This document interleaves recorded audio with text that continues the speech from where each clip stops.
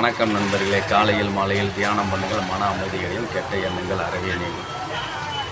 கடவுள் இருக்கிறார் இல்லைன்னு சொன்னால் அவங்களோட வாதாட நானே ரெடியாக இருக்கேன். ஆனால் அந்த கடவுள் யாரிடத்தில் குடிகொண்டு இருப்பார், அதுதான் மெயினான விஷயம்.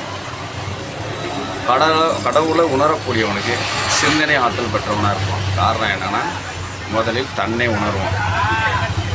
தன்னை உணர்தெல்லாம் என்ன, நான் என்ன செய்கிறேன் அப்படின்னு தன்னை முதல் உணரக்கூடியவனாக இருப்பான். தன்னுடைய செயல்பாடுகளை உணரக்கூடியவனாக இருப்பான். தன்னுடைய சிந்தனையை உணரக்கூடியவனாக இருப்பான். அப்படி உணர்றவனுக்கு கண்டிப்பாக கடவுள் கூட இருப்பார். ஏன்னா அந்த சிந்தனையை உணரக்கூடியவனை, தன்னை உணரக்கூடியவனுக்கு அந்த தெய்வீக ஆற்றல் நமக்கு அவனிடத்தில் வந்துடும். என்ன காரணம்னா, தெளிவான சிந்தனை இருக்கும். தெளிவான சிந்தனை இருந்தால் அவனுக்கு என்ன தோணும், நல்ல செயல்களை மட்டும்தான் செய்ய தோணும்.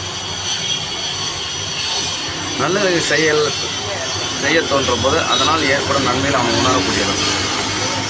அப்புறம் அவனுடைய எண்ண ஓட்டம் எப்படி இருக்கும், நல்ல சிந்தனை உள்ள எண்ண ஓட்டங்களாக மட்டுமே அவனிடத்தில் இருக்கும். அப்படிப்பட்ட ஆட்களுடைய முகங்கள்லாம் பார்த்திங்கன்னா பிரகாசமாக இருக்கும். எப்பொழுதும் ஆனந்த நிலையிலே இருப்பான். அவங்கெல்லாம் பெரும்பாலும் பேச மாட்டாங்க, அமைதி நிலையிலே இருப்பாங்க. எந்த ஆசை பாசனும் உட்படாதவங்க.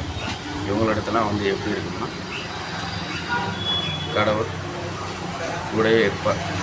இது நான் உங்களுக்கு சொல்கிற உண்மை. இதெல்லாம் என்ன சித்தர்கள்ட்ட இந்த மாதிரி எண்ண ஓட்டங்கள் தான் அவங்கள்ட்டலாம் இருக்கும். யாருக்கும் அதிகம் பேச மாட்டாங்க. அவங்களிடத்தெல்லாம் கடவுள் குடிகொண்டு இருப்பார்.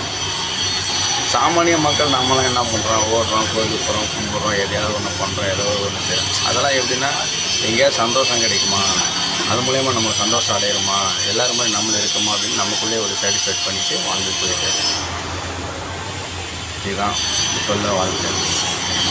பெரும்பாலும் மக்கள் வாழ்க்கையை என்னமோ மற்றவங்களோட கம்பேரிசன் பண்ணி வாழ்ந்து பாதி வாழ்க்கையை முடிச்சுட்டு போயிடுறாங்க.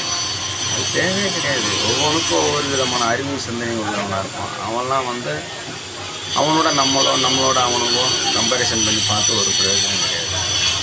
உள்ள தூய்மை தாங்க கடவுள் கொண்டுருப்பான். அது யாராக இருந்தாலும் சரிங்க. உள்ள தூய்மை இருந்ததுன்னா உயர்வடைவான்.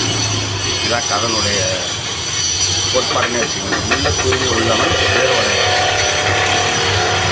அதனால் உள்ள தூய்மையோடு இருங்க. எல்லா வகையான செல்வங்களும் கொடுத்து உச்ச நிலைக்கு நீங்கள் கண்டிப்பாக போகிறீங்க. அது எனக்கு நம்பிக்கை இருக்கும். நன்றி, வணக்கம்.